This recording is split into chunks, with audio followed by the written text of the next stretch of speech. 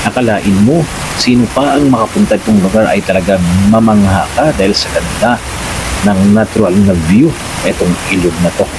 At talagang nakakaalis ng stress. Kung mapansin mo, napakakasimple lang ang ilog na to at meron silang ginawa ng man-made, no, para magiging running water dahil sa sobrang lamig ng tubig ay talagang nakaka-relax at nakakaalis ng pagod ng ating katawan, guys. Kaya dito sa Villa Elena ng Carlang Laguna, tingnan mo namin ito, isang pamilya talagang nag-i-enjoy yan sa lamig, no. So talagang ma-feel mo yung lamig ng pagpunta mo dito dahil sa maganda ng formation ng bato na sa natural na ilog, at talagang sulit na ang yung bakasyon dito. Kaya wala tayong ibang sayang panahon, kaya sulitin natin ito at puntahan natin kung paano po ba ginagawa nila ang itong ganitong setup na kanilang paliguan. Dahil sa likod meron ding natural river at itong man-made na ginagawa nila kung paano lang kinukuhaan ng malamig na tubig na running water papunta sa ganitong ginagawa nilang riprap na tubigan. So dito yan makikita natin, guys, no, sariwa ang tubig, napakalamig, no, sarap magtampisaw. At kita mo naman si kuya, no, hindi pa nga nalulog, talagang malamig na. Kaya ako dito hindi na ako nakatiis, kaya dito let's go. Nirili ko na ang camera ko at mamaya ready for take off na tayo, guys, at lalangoy po tayo. Yan na po. So sarap ng tubig, ramdam ko talagang nakakaalis ng sakit ng katawan at nakapag-relax, no. So dito makikil natin yung ating paglangoy, guys, no? Although mababaw lang siya pero masarap ng babad at nakakatalagang malamig talaga, guys, no.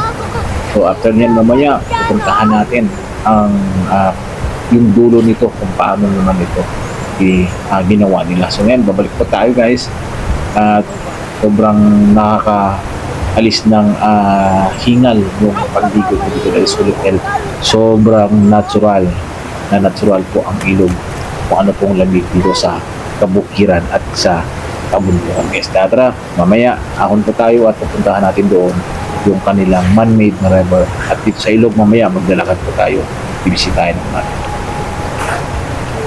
Gold. Mataas ka nga, punta ka na sa'yo. Kaya dyan, oh. Pwede nyo, parang ganda, no? Oo na. Swimming pool, may mga batuhan. Galing din pala. Baling tubig pala, galing doon, no? Tingnan natin. Paano kinuha ang tubig? Ito sadya nito.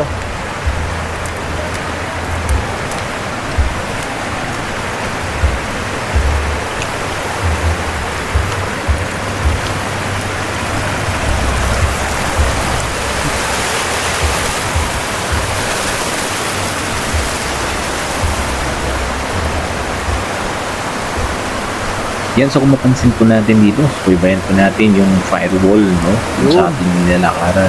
Dito kumukuha sila ng running water galing sa ito. So bali gumawa sila ng isang plano and then isang way kung paano na napadaanin yung tubig from ilog papunta sa kanilang ginawa na firewall na kung saan dito may ikap yung tubig. So ganda, galing dito, no, nariwa yung tubig at ito po yung kalikasan. Napaka sarap talagang kung sa ilog niyan yung mga bata tayo, no? Kan kami talagang magtatambay, kan kami talagang unang magpuntahan, utang nalilibang kami, naliligan at talagang sulit yung nakbata ng mga kapatan. Then, pinapunta dito. Sarap talagang bumalik sa kabata. Kaya dito, kaya ayos ang kanilang pagkagawa dahil meron siyang tinawag running water. So mamaya, bababa tayo sa baba para makita din natin yung ganda naman ng ilog, no? Para masulit natin yung ating pagpunta. Okay, guys. Ayun siyang man-made dito. Running water. Literal na ilog, ha? Mabinsa nga lang, oh. Bawal sa gilid ng ilog. Okay, bawal. Ha? At dito, pwede rin doon, oh. Dito ang bawal? Nakalagay, bawal, eh. Ito, kuprasan nata yan doon, ah.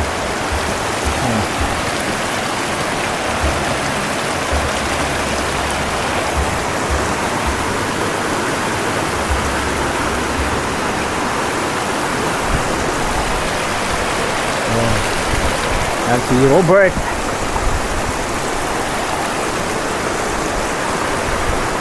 Bakit dito maghirod-hirod, oh? Eh? Ha? No!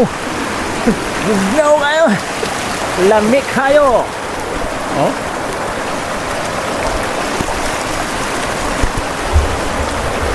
Guys! Oh. Ano Robert, oh? Ano yan? Buyawan dyan? Wala. Ha?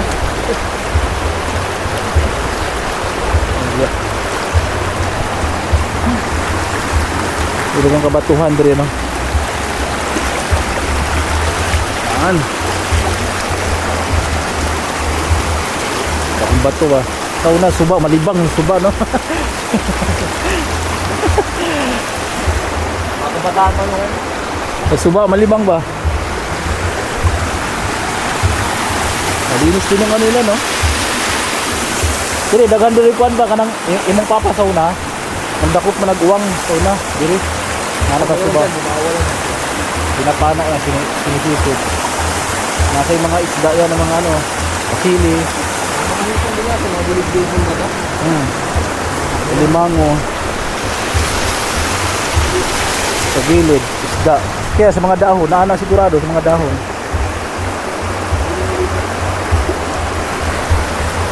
So, naana yung karon diri sa ano. So, send out peace.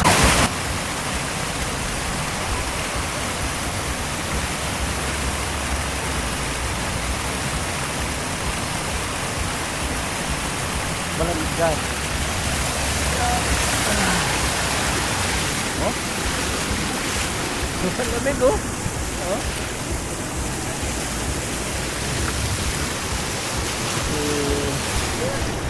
Click natin.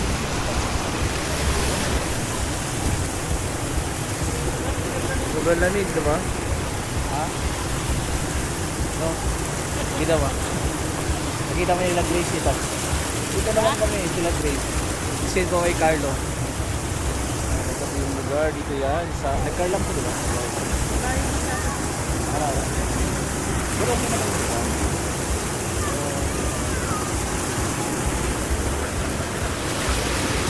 Pero meron siyang ano, may matulugan.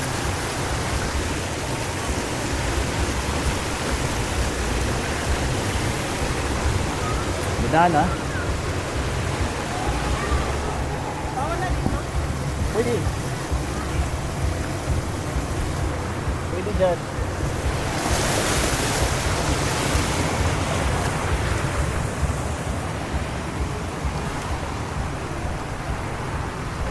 Mga tag-uwang. Sinubukan naming maghanap ng uwang, no? Ang tawaging uwang sa Bisaya o sa Tagalog hipon. So talagang ito sa mga ginawa namin mga bata pa kami, talagang nagpuntahan kami sa ilog, no? At kung mayroong antipara lang, talagang masisid yan. Marami talagang uwang diyan, mga isda na kasili, tilapia, at naalala ko yung tiyuhin ko na habang Bawal mag-inom dito. mga bata Walang pa kami sinasabi dyan. Bawal mag-inom. Kitang-kita ko, witness Pwede ko, sa ilog. sinisisid nila yan sa mga bato at pinubuksan. At kami naman ay mga dahadalang mga Pwede pala maligo, Loy. lalagyan Bawal lang ng mag-inom. huli nila. Kaya Akala sinulit ko bawal namin maligo. yung pagtambay dito ng aking pinsan, si Robert, na once in a blue moon na dito talaga kami nakita. Kaya minsan sinusulit namin yung quality time, fellowship, bonding na kami po ang nandito sa Manila. And then, guys, aking mga pinsan. swimming. So, sinusulit namin ni Madam ang panahon at oras dahil minsan lang ito mangyari sa buhay natin. Kaya una, napasalamat ako sa Ha? Diyos dahil isang magandang oportunidad na binigay niya na magkakaisa, Gold. kakwentuhan, mga Oh, relatives mapatay ko, na. kadugo ko, kamag-anak.